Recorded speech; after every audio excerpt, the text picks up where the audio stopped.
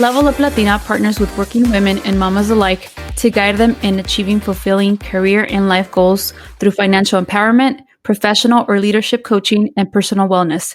Find the unique coaching you need to succeed.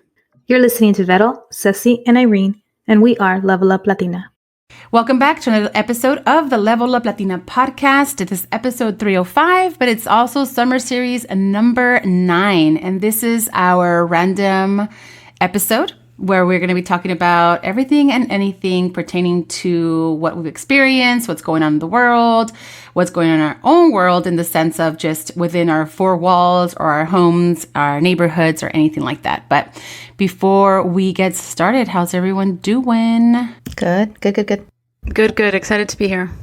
I know that with the random, we always talk about a bunch of different things and anything can be on the table and there's a ton of tangents. But what I kind of wanted to talk about, it's something that's come up recently in the summer. I'm like, the kids are off, and since Otto and I are working, I'm very much like, hey, when I get home from work, let's go do this. And I'm very, not that it's spontaneous, I guess, but we just had a conversation in our last episode of being planners, and how do we prepare?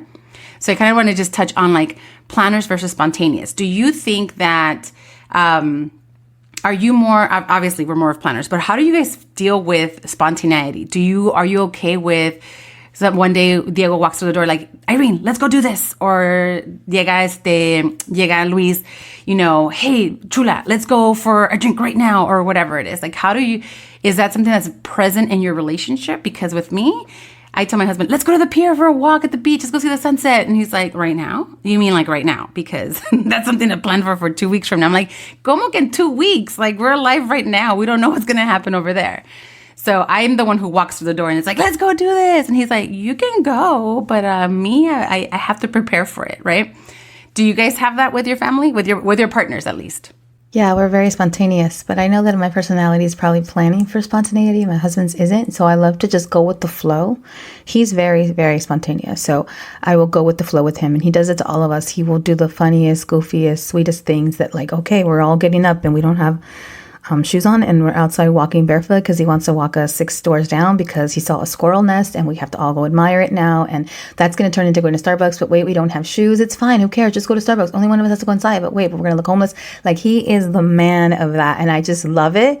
I love it. And then I tend to be like, a squirrel, my own kind of version of it. At like 5 a.m., I'm like, oh, I should totally do this for Sophie. I should totally surprise her. I should write it down. I'm going to do it. And then it'll pop up in my reminder. And then I go and she's like, Mom, that's so cool. And she doesn't know that I thought about it. I figured out the best day and I surprised her. The latest thing I did for her recently is she's always asking to go to the Olive Garden. She loves the Olive Garden, even though people kind of give her shit for it because it's like she knows good Italian food, but she calls it the OG and she loves it. And she's at the age where you love the Olive Garden. I love the Olive Garden in middle school and high school. So anyway, even though she is very much aware of bougie Italian food and we go to great restaurants that are Italian, she loves the Olive Garden. And so she's always asking, and the rest of the family's always like, oh, I don't mind going with her. But the boys are always like, not the Olive Garden. And the boys especially, because the boys are like, they don't have enough on their menu. We don't want pasta from the Olive Garden. They think we make it perfectly fine here. Sophie's great at cooking pasta at home. So the other day I was like, one of these days before she asks me, like I want to take her. She always has to ask. I'm like, okay, mama, maybe tomorrow, or no one wants to eat that today, or maybe we'll try Friday. Siempre preguntaba ella. And sure enough, one day this summer I was like, Mama, what are you doing? She's like, nothing. And like, what are you going to do in the next hour or so? No, just chill. I'm probably not going to do my geometry till later. I'm like, cool, let's go. I'm going to take you to the Olive Garden. She felt so special, right? To me, that wasn't spontaneous, right? Because I had it in my mind and I wanted to catch her a day before she asked, or was asking, and we arranged it because she wanted. And she was super pumped because she's like, thanks, Mom. Thanks for just like randomly thinking about, like, I love coming to the OG. And then Noah pops out. I'll go with you guys. I'm like, oh my God. El día that I'm trying to be spontaneous con ella, el que nunca quiere ir, también quiere venir. He's like, we're being spontaneous. And he picked the best plate that day, which is so funny. And speaking of being spontaneous, Vero, like, of course I plan my spontaneity around the time that they have lunch specials. Like, so I'm kind of always 2 steps ahead. But my kid was thinking, this is so awesome. And I'm thinking like, cool, everything's like $15 off. I'm gonna save some money right now, my spontaneity. But it's like a balance. It's like my husband's definitely let's just do this. Fuck it. Let's throw caution to the wind. And I'm more like, we should do this. I'm going to plan it. And they're not going to know, but it's going to feel spontaneous. But it's not necessarily. Spontaneous planning. I like that.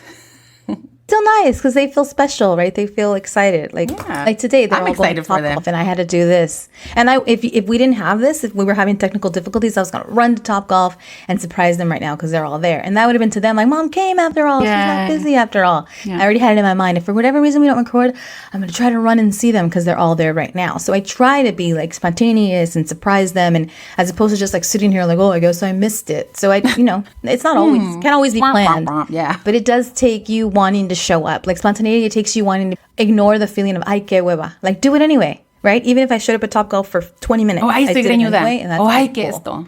Yeah, no importa. I'm not wearing a bra. Fuck it. Like, woo! Thank you. I'd be like, thanks, Irene. Do that more often. And by the way, we're talking fast because this is going to be a rapid fire episode. I'm not trying to annoy our motor mouth. I got that award in kindergarten. Y'all know why. So for me, Luis and I are both big planners. I think because we're both Scorpios and we're planners and everything. So we're not very spontaneous, but we do both end up being spontaneous here and there. And that's fun, especially here. And I've said this before. Here we live like 2 blocks away from the beach, and it's, we don't go to the beach often because it's freaking cold, right? But on nice weather, I'm like, niñas, vámonos, like, vamos a la playa. Sí, en serio, really, right now? I'm like, yeah, let's go right now. And it's fun. It makes things exciting. And like, or was it yesterday? God, I feel like so much has happened since my girls ended camp yesterday. But yeah, it was yesterday. Yesterday we picked them up from camp on their last day. And no, I'm lying. It was on Thursday. I'm like, wait, what is it? ¿Cuándo fue? Hace 10 años. ¿Cuándo fue? Okay, no. Yesterday was their last day of camp, but Thursday they had like a performance. They wrote a play with their group, like really, really cool. I'm gonna share with you, Irene, so you could show us that, Sophie. But yeah, they were really excited about that. So we both attended this play that they had, and after that we're like, let's go for ice cream. Yeah, let's go for ice cream. Like, that was spontaneous. The girls thought, the girls thought they were being surprised, but Luis and I said like, oh, we should try to go to ice cream, a ver si funciona, si salimos a tiempo, let's do dessert before dinner sort of thing. And that was cool. So it doesn't happen often, and when it does, it's exciting. It's kind of like, oh yeah, and I like to do little things like that at home too, like, oh, today we should do this, or I don't know, sometime this weekend las quiero llevar a que, for them to get little manicures before going on our trip. That's cool. I tried to take Ali the other day to my pedicure. I'm like, vamos para que tengan un manicure. She's like, no quiero. She already went with me once before, and she was like, this is so cool. She got rainbow colored nail polish. Se puso cada color. She picked like 15 colors, right? To put on her 10 little fingers. But then this time around, she was like, no quiero ir, gracias. I was like, oh, mira nomás.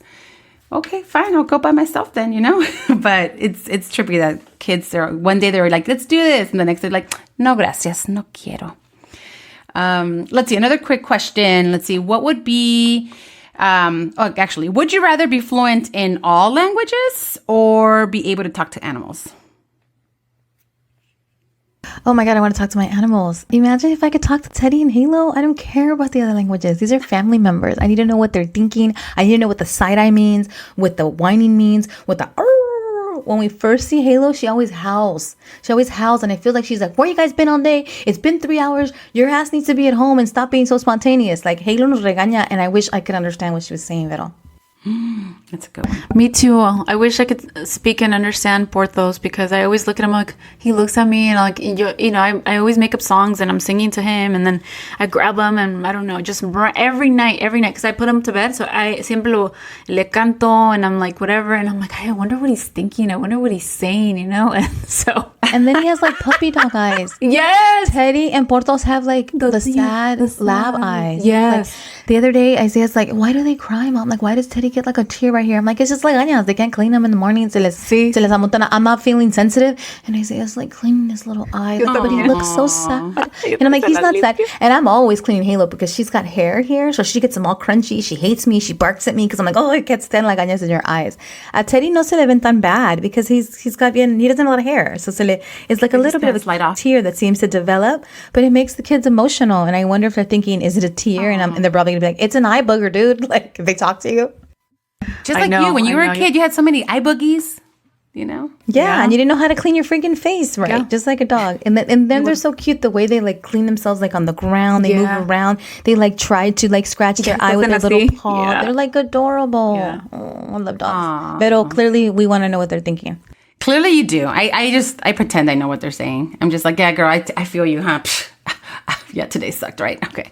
But like things like that. But I think I would love to speak all languages. I'm like a romantic for like just being able to communicate with people. I think I just like people. I love people. And I mean, there's times when the one guy, French guy that I had studied French in high school, and the one French guy that ever popped into my life before I went to Paris or traveled, I was in high school working at McDonald's, and this one French guy was looking for the bus stop. And he walked into the McDonald's I worked at. And I'm like, what in the world? And I'm like, I need to practice my French.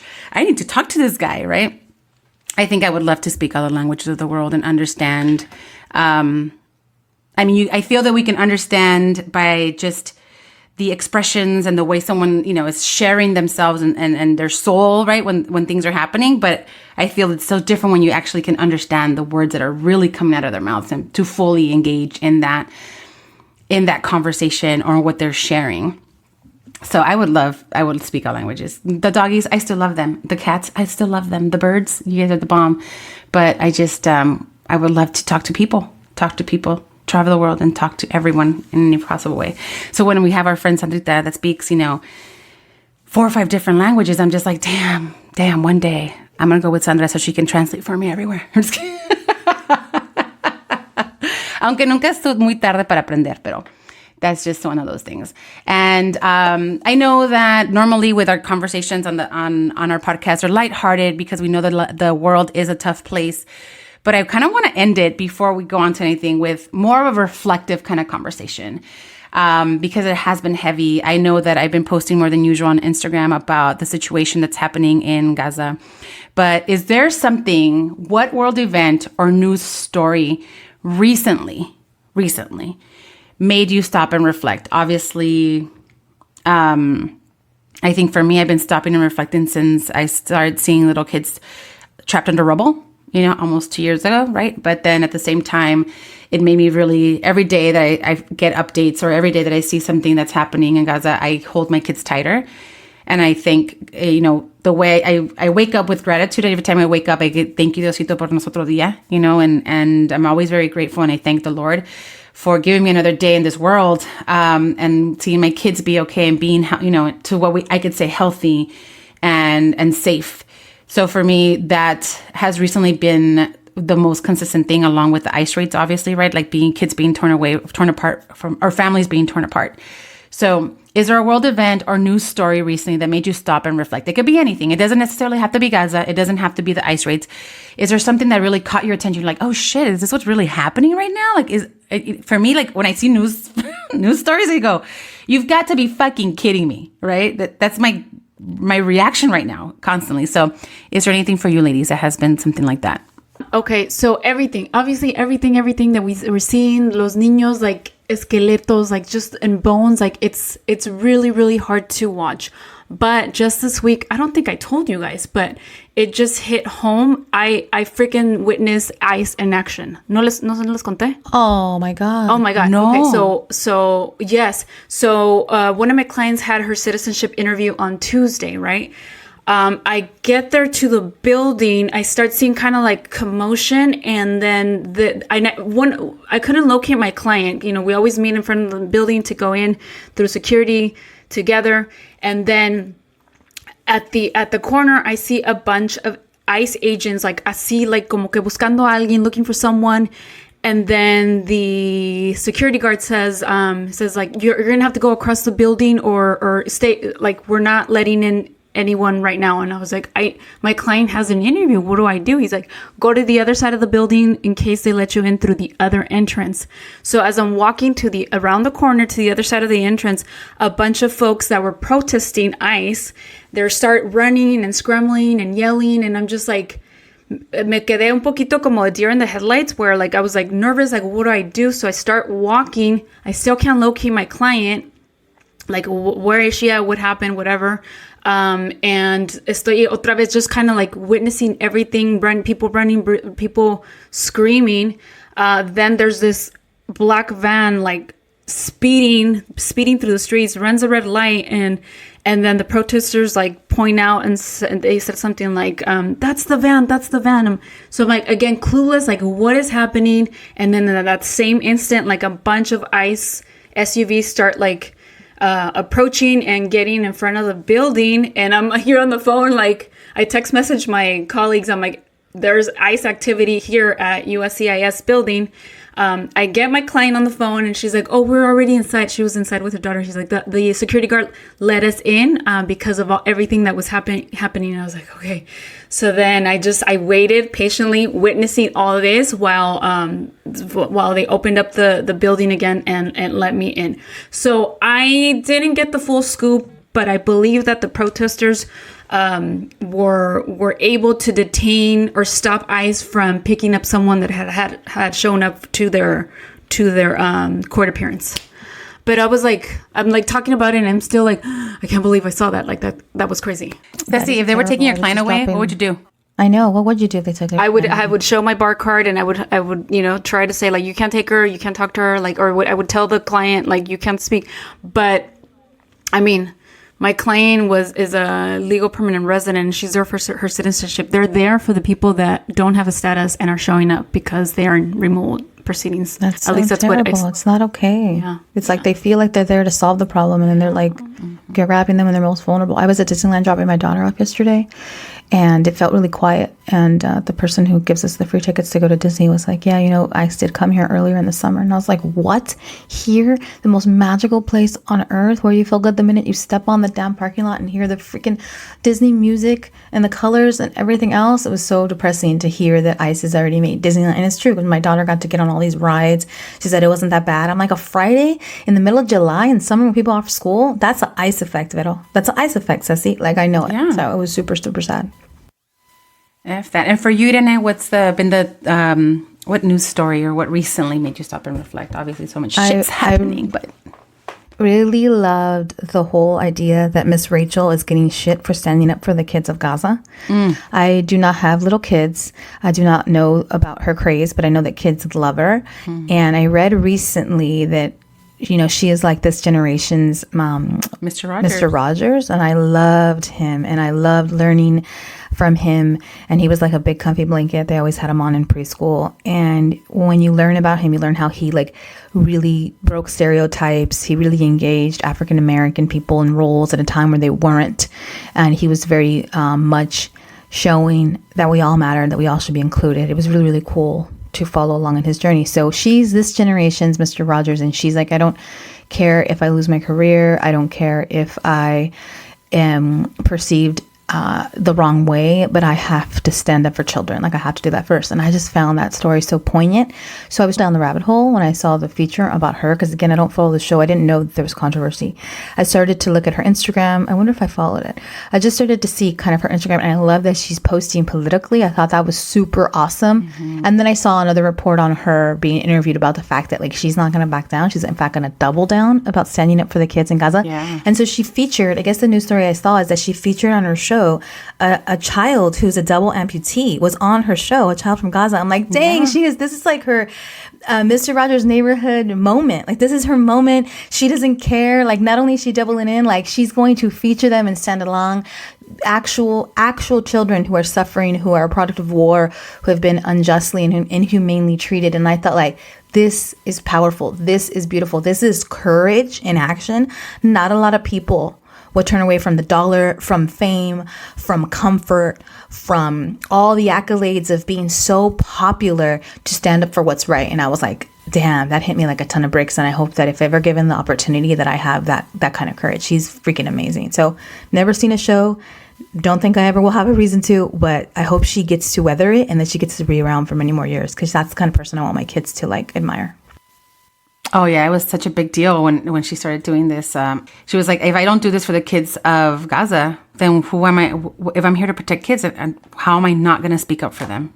But yeah, I love that article, too. When she has a picture of Mr. Rogers doing the feet of the washing of the feet with Officer Clemens. Yep. I remember watching that episode when I was a kid. I get the chills, because I specifically remember watching that episode and thinking, wow, that's awesome, because that's what we were learning at church, right? We went to church and we learned about how Jesus, the Lord, who we, in our Catholic faith, it's, we follow Jesus. And one of his things was he washed the feet of the poor, right? Washed them and cared for them. And I was just like, I was like, oh my God, Mr. Rogers is doing what Jesus did. And I remember it being so impactful as a kid.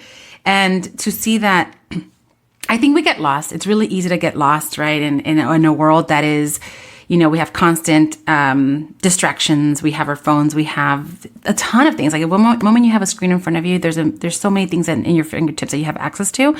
And we can choose to avoid, right? Choose to not see. But yeah, I feel that with everything that's been going on, it's beautiful. I'm glad that you brought up Miss Rachel, because we need all those humans that are afraid to speak up. We need all of them to stand up and say, hey, this is what's right. Because if it could happen to the people in Gaza, it can happen to anyone in the world. And it's just one of those things. If ice raids could happen to the people in LA, they could happen to anyone. If you think it's first just brown people or raza, it's going to come for all of us. And it really is going to be impactful if we stand up when we know it's wrong, and not wait and sit and wait. Someone else will do it. And just have the courage to do it ourselves. So that brings us to the end of this conversation. This is the last of our summer series. So we hope you enjoyed it. They're short, brief, sweet episodes. We try to, talk about everything that we can, everything and anything that pertains to who we are, as first gens, as women in the U.S., as Latinas, as just moms, as sisters, friends, todo eso, and as Level Up Latina. So we thank you for joining us for this summer series. We'll be back to normal broadcasting later in the month. If you have not yet signed up for our fall collective, you still have time. We'll be starting in a couple of weeks. I believe that's September 10th, Irene? Yeah. So we'll be starting in a couple of weeks. You will get a chance to have the coaching from Irene, Ceci, and myself. We have a great collective. We have a great group of women that have done our first 2 collectives in the year and are joining us again for the third. If it's your first one in the year, don't worry, you're not falling behind. It's a whole new topic, whole new conversations that we're going to be having. So it is definitely worth it. So join us, go to leveluplatina.com. If you want to learn about the collective, learn about our guilt-free squad, which we actually have a session it's actually just started. Ceci jumped off to start that conversation. It is 10:02 on our end. You're listening to this way later, but you can join the collective, join our guilt-free squad. It's a great group of women. We come together, share about everything. We cry together, laugh together. We share each other's wins. We are there to support each other through the difficult moments of losses. So check it out, leveluplatina.com. Follow us on our Instagram and Facebook at Level Up Latina. And if you want to keep the conversation going, you can always shoot us an email, admin@leveluplatina.com. Other than that, we thank you so much for consistently listening to us, putting up with our stuff, and supporting us. So thank you so much. We love you all so mucho, mucho, mucho, mucho, un chingo. Cuídense mucho.